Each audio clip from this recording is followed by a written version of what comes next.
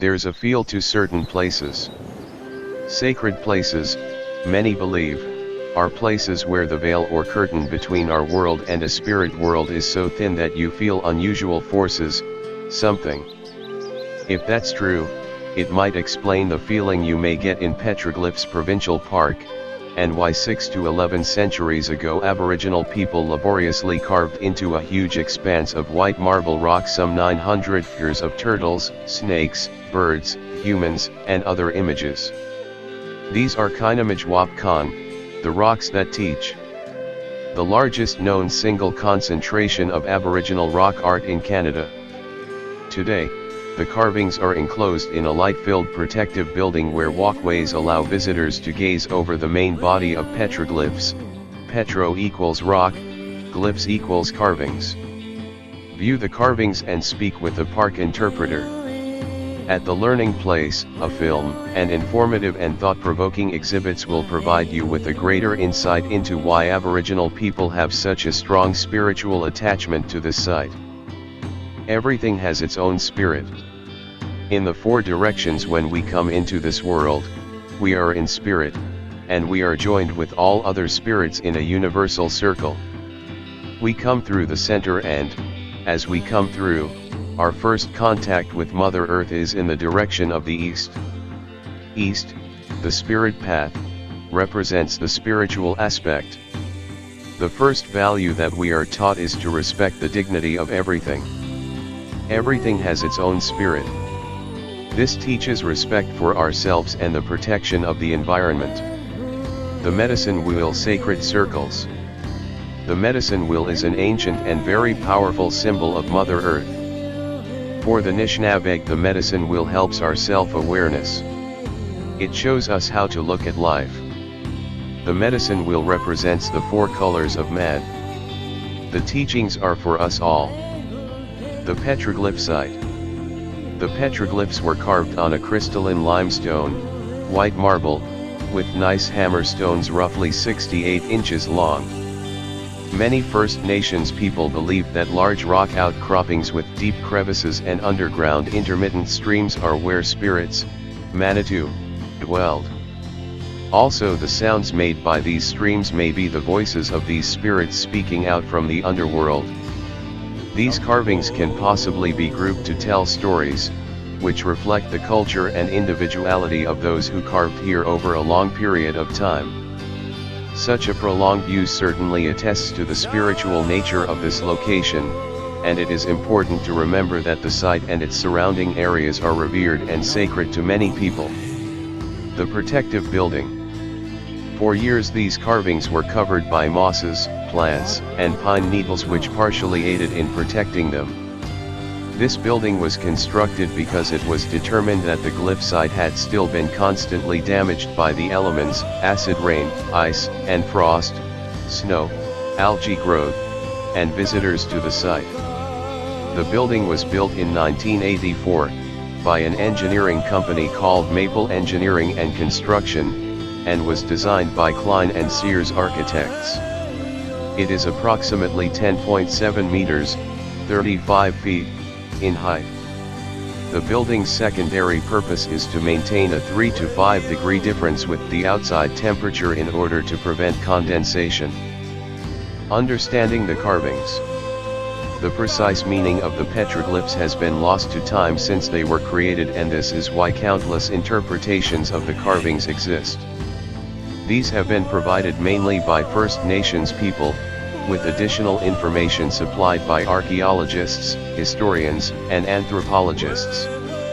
Offerings and ceremonies. On occasion, visitors may notice some items, such as feathers, shells, and stones placed on the rock altar. The most common offerings are those of sage, sweetgrass, tobacco, and cedar. These offerings are left by First Nations people after making prayers or requests. Cedar is used for cleansing and purifying the body.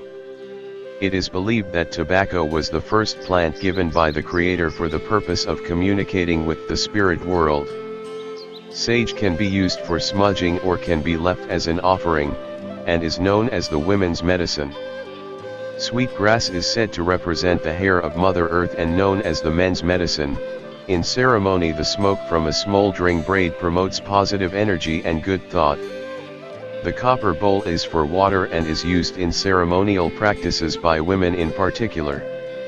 Women traditionally were the water gatherers and they are the givers of life just as water is, and copper is a native metal and is also more traditionally preferred. The carvers.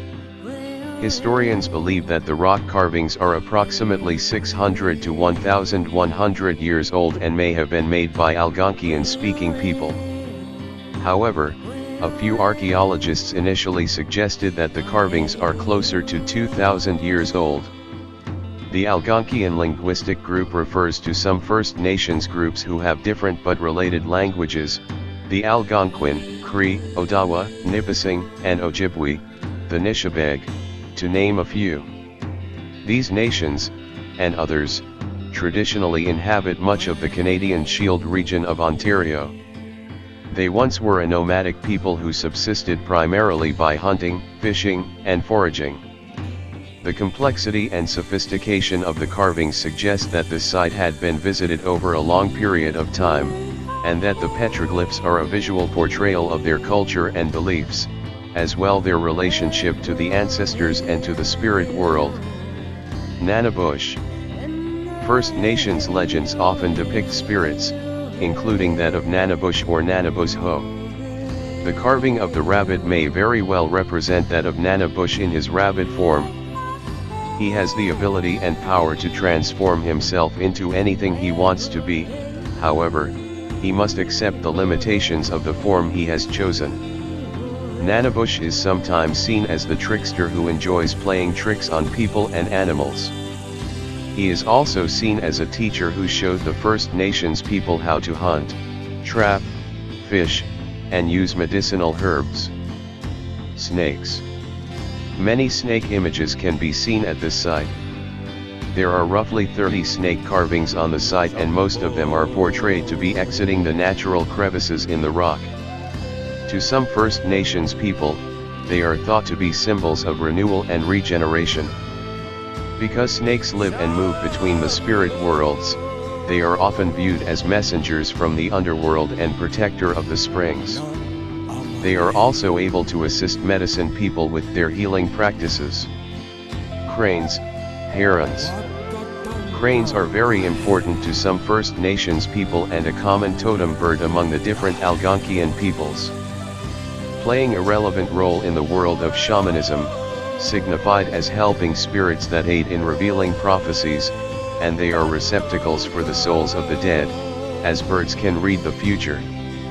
Members of this clan traditionally are the speakers at meetings. Boats. The boats here may or may not represent the birch bark canoes used by some of the Aboriginal people in the region.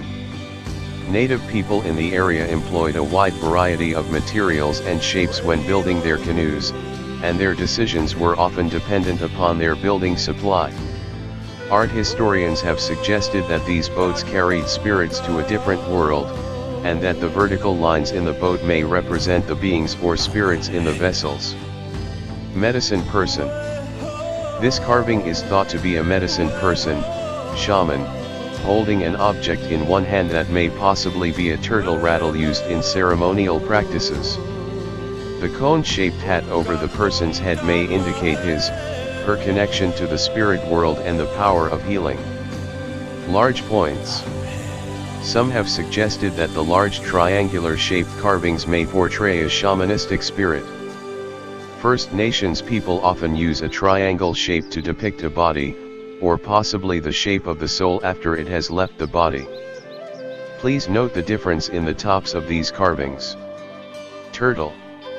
There are approximately 13 turtle carvings on the glyph site. It is an important spirit animal to many First Nations people, as it is a symbol of patience, longevity, and fertility. The small circular carvings that can be seen around some of the turtles may represent their eggs. In the narrative of creation, the turtle offers its back as a place upon which the new world is to be created. Thunderbird. Legends of the Thunderbird are found in many indigenous cultures. It is seen as a protector of the people. Some First Nations believe that thunder is created by the thunderbird's call, lightning from its eyes blinking and storm winds from the flapping of its wings. Gitche Manitou, Great Spirit. This large figure located near the center of the site is thought by some First Nations to be a carving of the Gitche Manitou, the Great Spirit and the creator of the world. This may also represent a shaman who has been given powers by the creator. The outer disc could also possibly be a depiction of the sun and the rays, a representation of the amount of power. Kinamajwapkan, the teaching rocks. The land is filled with places where the spirits are present. A presence that exists beyond our everyday world. Such a place is Kinamajwapkan, the teaching rocks. The teaching rocks are alive. They tell us about ourselves. The eagle symbolizes pride. The eagle is the most powerful bird among all Nishnabeg. It is often known as the leader of all birds, for it is messenger between human beings and Great Spirit. It carries the wishes and prayers of the Nishnabeg and flies the most powerfully and the highest in the sky. The eagle symbolizes pride, courage, and protection. The east is the home of creation. Everything is given 4 sacred directions on the surface of Mother Earth: east, south, west, and north. Each of directions contribute to the wholeness of the earth. Each has physical powers as well as spiritual powers, as do all things. The east is the home of creation. We have a special affinity with eastern direction. The Creator gifted us, Nishnabeg, as the keeper of spirituality. Prayer and ceremony are part of our everyday life. The Creator is within the heart and spirit of our people. To care for Mother Earth. The teaching rocks tell us to care for Mother Earth. They teach of coexistence, of harmony. The message are for all. Creating the Milky Way. Nanabush called together all the birds and animals he could find to give them their duties. He told the beaver to build dams, bees to make honey, woodpeckers to play forest music, and so it went until all animals had been given their duties, all except Turtle. When Nanabush called all the animals together, Turtle was swimming far below the lake surface. Finally, when Turtle heard what his duties would be, he sank below the surface in a sulk. As the days passed, Turtle grew angrier. One day, upon seeing a passing canoe, he shot to the surface, upset the canoe and ate the surprised Ojibwe. The Ojibwe was very tasty and Turtle continued attacking canoes for many days. Nanabush, upon hearing of the strange events, suspected Turtle was angry with him, and decided to stop the strange behavior by making Turtle do something useful. Nanabush took his bow and arrow and seeing Turtle, fired at him. Turtle dove into the water and was narrowly missed. When diving, Turtle flung his tail water high into the sky. Nanabush, using this magic, turned the spray of water into thousands of little stars, thereby creating the Milky Way. The drum of the Nishnabeg. The drum of the Nishnabeg is sacred, for it is the heartbeat of all the nations. The sounds that come from the drum are to awaken our hearts and make us aware to pay attention to life. My drum changed my life. It's my medicine. From the time I made the drum, my life changed, everything changed. I started going to ceremonies and I started understanding who I was and what that meant.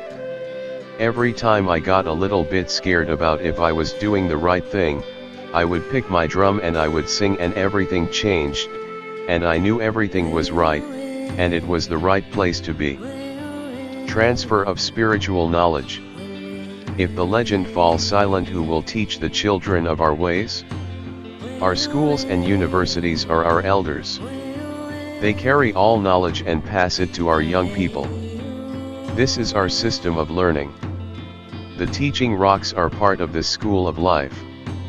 This is the way spiritual knowledge is transferred. The deer guides us on the idea of sharing. The deer is one of the strong spiritual guides of the south direction. The deer guides us in such things as the idea of sharing. It is the ultimate sharer with its ability to share its life in order that other animals may live. The sage plant is sacred. From the south, the sacred plant is the sage. The sage plant is sacred to the woman. When the sage burns, it is a means of cleansing the mind and body to receive the spirit. The deer gives us its skin. The deer represents kindness and sacrifice. The deer gives us its skin to be made into clothing and moccasins for us to live comfortably. The soft hide gives warmth and protection, comforting us all. Youth are the seekers of the knowledge. Elders are the keepers of the language and culture, and youth are the seekers of the knowledge. It is responsibility of the elder to pass on knowledge to the youth, and it is the responsibility of the youth to learn and carry on that knowledge. Thus the generation of language, values, and culture lives on. Love, kindness, and caring. Understanding, strength, and courage. We need to know these teachings from the carvings so that we can pass them on to our little ones and to our communities. In touch with the spirit of life. In the south direction, the little ones learn to watch Mother Earth. As they explore the four directions, they are always in the unity circle and in touch with the spirit of life itself. They learn self-sufficiency and care within the framework of the circle and learn how to live in harmony.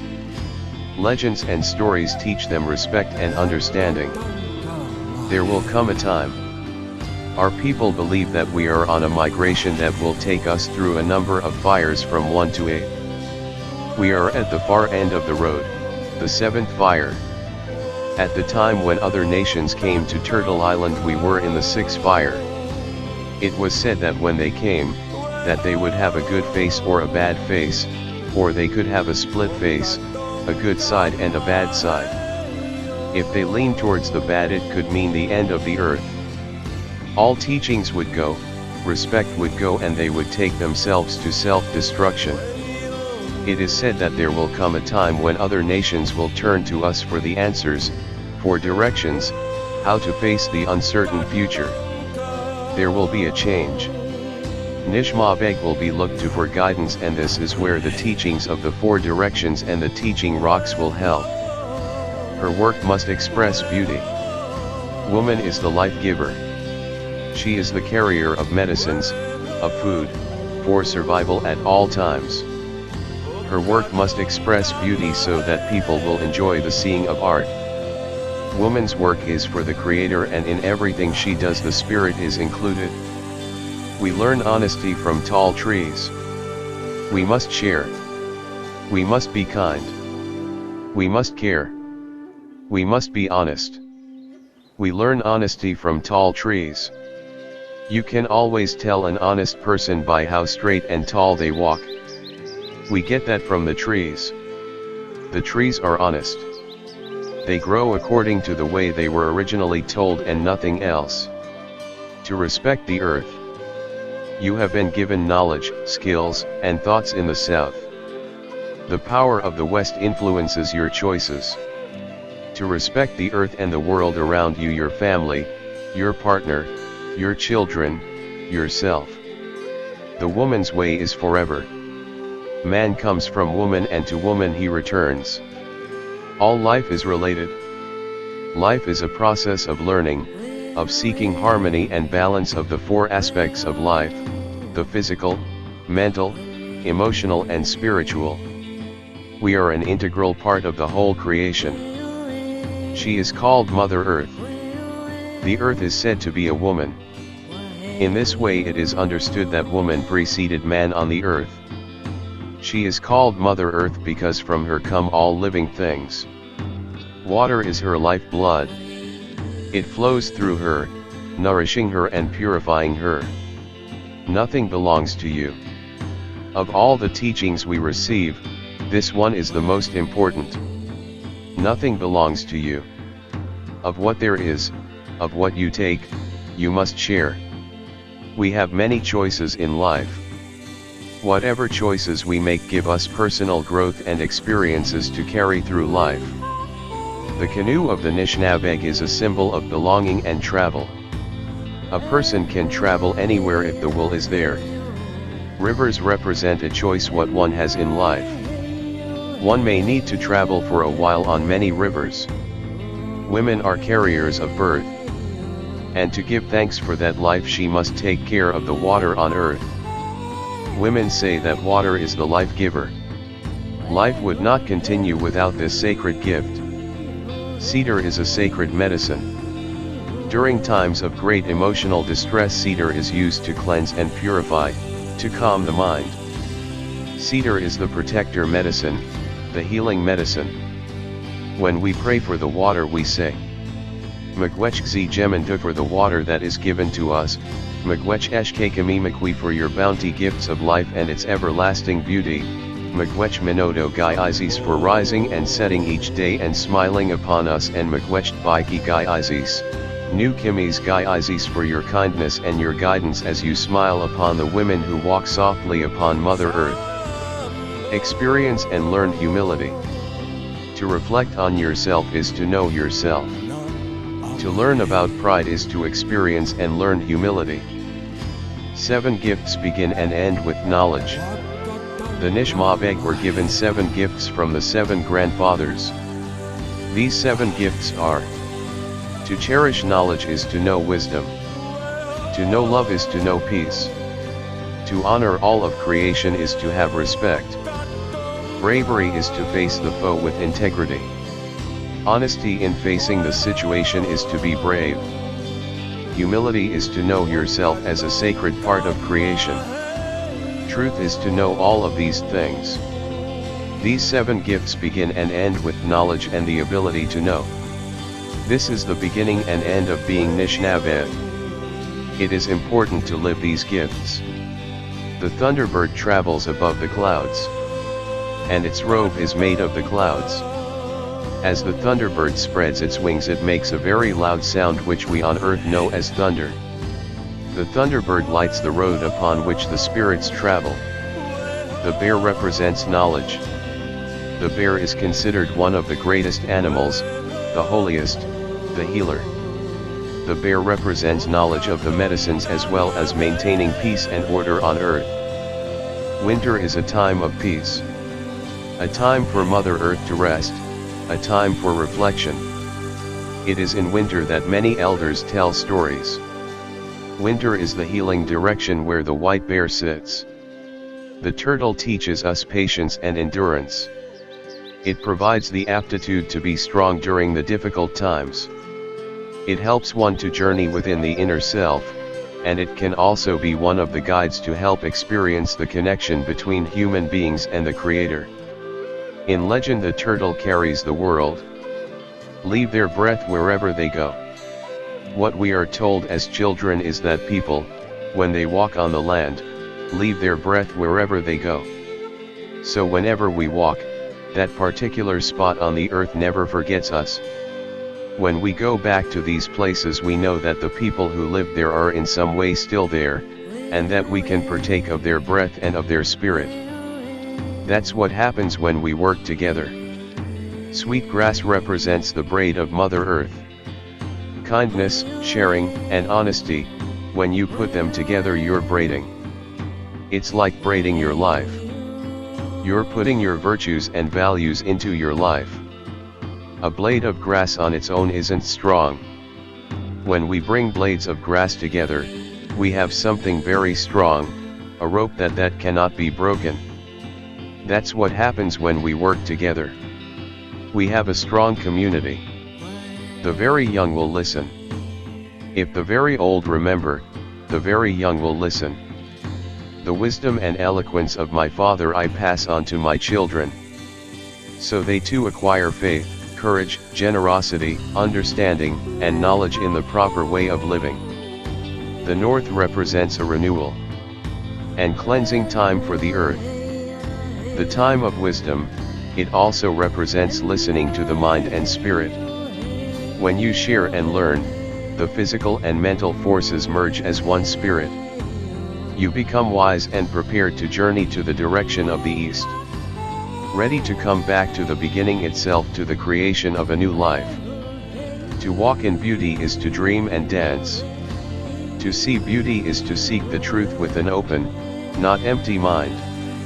To hear beauty is to share in the creation of harmony. To feel beauty is to experience the world with a kind heart. To taste and smell beauty is to touch the joy of life. To speak and act in beauty embraces the mysteries of light into darkness and darkness into light. To walk in beauty is to dream and dance on the road of the heart. It is about the future. We can simply go through life, or we can grow through life. Life is an experience. It is given to you and it is a privilege. Kinamaj Wabkang, the teaching rocks are teaching us about life as we are going to face it in the future. It is not about the past. It is about the future. With respect, reverence and contemplation, Kinamaj Wabkang shrouded in mystery has much to reveal.